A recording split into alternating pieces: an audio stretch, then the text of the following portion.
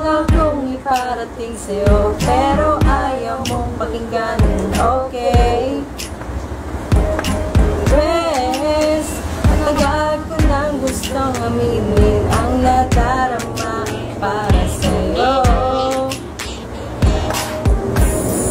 Natatakot ako na baka pagtawanan pag ginamit ko sa'yo, oh.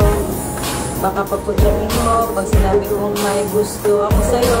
At wag sana, oh wag sana. Alam mo best friend tayo at malabong maging tayo.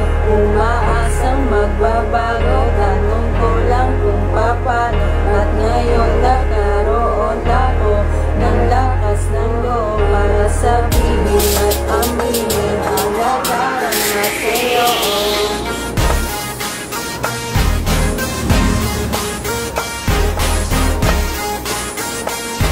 Sana ay maging tayo.